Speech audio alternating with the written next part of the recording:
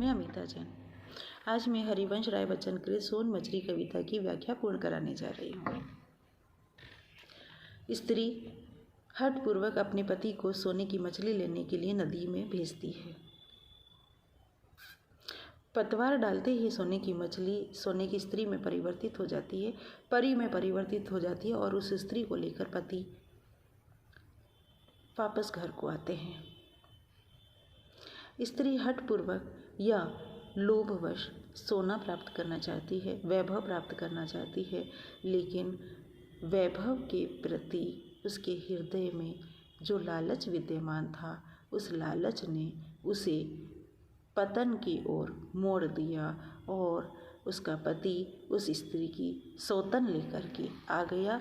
सोने की मछली की जगह सोने की परी यानी एक नई स्त्री, दूसरी स्त्री लेकर के आ गया।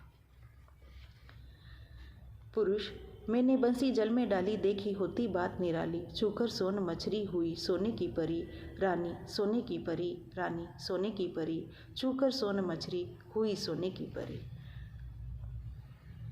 पुरुष कहते हैं कि हे रानी, हे स्त्री, हे मेरी पत्नी, मैंने बंसी मछली पकड़ने का जो कांटा है उसे नदी में डाला। उस कांटे को छू करके स्त्री सोने की मछली स्त्री में बदल गई और सोने की परी में बदल गई। ये आश्चर्यजनक घटना मैंने देखी। एक सोने की मछली सोने की परी में बदल गई। पुरुष यहाँ पर स्त्री को लेकर आए हैं और अपनी बात को इस तरह से सिद्ध कर रहे हैं कि नारी के हठ का कारण यह जीवन बना है या नारी के हठ की वजह से उसका ये पतन हुआ है। पुरुष दूसरी स्त्री को लेकर आए हैं, उसका कारण नारी के हठ को बता रहे हैं। स्त्री कहती है, पिया परी अपनाए हुए अपने पराए, हाय मछली जो मांगी कैसी बुरी थी घरी, कैसी बुरी थी घरी, कैसी बुरी थी घरी, सोन मछली जो मांगी कैसी बुरी थी घरी। स्त्री कहती है कि मेरे पति ने उस परी को अपना लिया, मेरे पति ने उस सुंदर स्त्री को अपना लिया, वो दूसरी नारी को अपना लिया और मेरे पति जो मेरे अपने थे अब वो पराए हो गए, वो अब किसी और के हो गए और मैं इस तरह से अकेले रह गई। और अपने आप को ग्लानि से भरकर आज मैं ये सोचती हूँ कि वो कौन सा समय था, वो कैसा बुरा समय था, वो कैसी बुरी घड़ी थी जब मैंने सोने की मछली मांगी, वो कैसी बुरी घड़ी थी जब मैंने वैभव की मांग की, वो कैसी बुरी घड़ी थी जब मैंने सोने की मांग की, वो कैसा बुरा समय था जब मैं धन के लालच में पड़ गई थी और धन के लालच में पड़ते ही मेरा सब कुछ पराया हो गया। मेरा पति जो मेरा अपना था वो भी पराया हो गया, वो दूसरी स्त्री को लेकर आ गया। वो समय कैसा बुरा था जब मेरे मन में इस प्रकार की भावना आई और इस प्रकार की बात आई।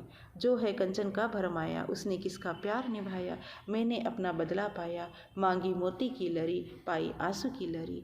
अर्थात स्त्री कहती है कि जो कंचन का भरमाया है, जो कंचन से भ्रमित हुआ है, जो स्वर्ण से भ्रमित हुआ है, जो धन और वैभव से भ्रमित हुआ है, जो उस नशे में अपने आप को डुबोने की इच्छा रखता है या उसके नशे में चूर हो गया है, उसने किसका प्यार निभाया? वो किसी का भी प्यार नहीं निभा पाता है। मैंने अपना बदला पाया, मैंने अपना किया, खुद ही प्राप्त कर लिया। मैंने अपनी इच्छा में जो सोने की मछली की थी या जो सोना मांगा था, आज मैंने अपना सब कुछ खो गया। अर्थात धन के प्रति लोभवश मैंने अपने जीवन का ही सर्वनाश कर दिया, पतन कर दिया। मांगी मोती की लरी, मैंने मोती की माला मांगी थी, लेकिन आंसुओं की माला, वेदना और पीड़ा मेरे जीवन में मुझे मिल गई। पिया आंसू की लरी, पिया आंसू की लरी, मांगी मोती की लरी, पाई आंसू की लरी। मेरे पति ही आंसू की लड़ी के रूप में मेरे लिए परिवर्तित हो गए। मेरे पति ही मेरे दुख का कारण बन गए। मेरी सौतन मेरे पति लेकर के आए हैं और आज मेरा जीवन ही दुर्भर बन गया है, दुभर बन गया है। मैंने मोती की लड़ी, मोती की माला मांगी थी, लेकिन मैंने आंसुओं की माला पा ली। जाओ लाओ पिया नदिया से सोन मछली, पिया सोन मछली, पिया सोन मछली, जाओ लाओ पिया नदिया से सोन मछली। प्रस्तुत पद्यांश में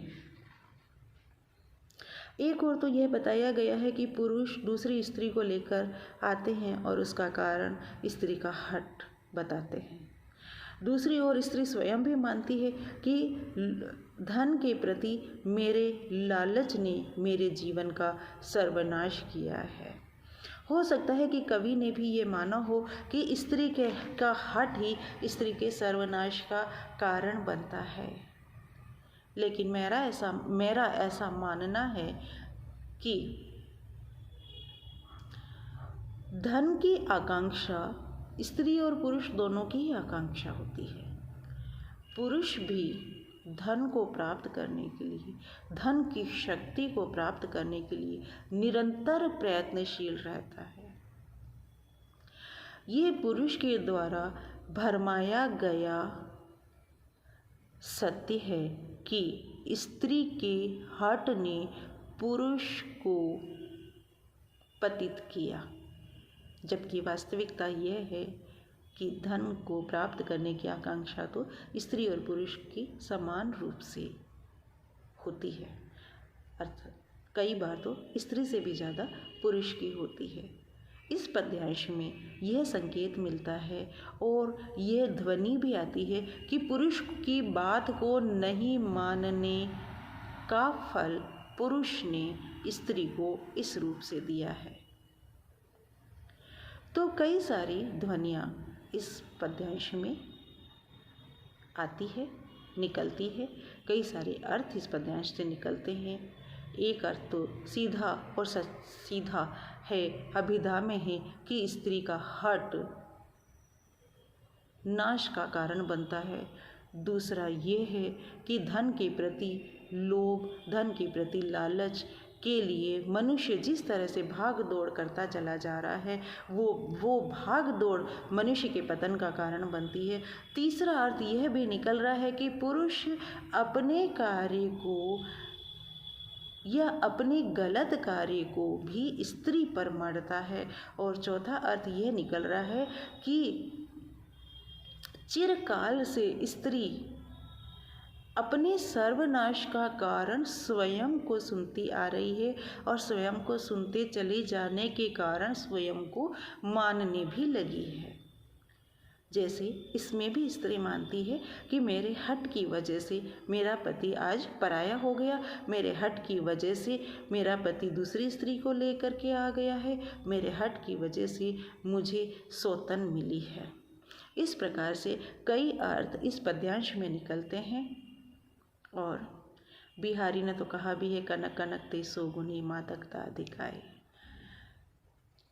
धन के प्रति जो दौड़ धूप दिखाई दे रही है वो सर्वनाश का कारण बनती है। यही दौड़ धूप कामायनी में भी देव सृष्टि और देव जनों के द्वारा दिखाई देती है, जो प्रलय का कारण बनती है। धन्यवाद।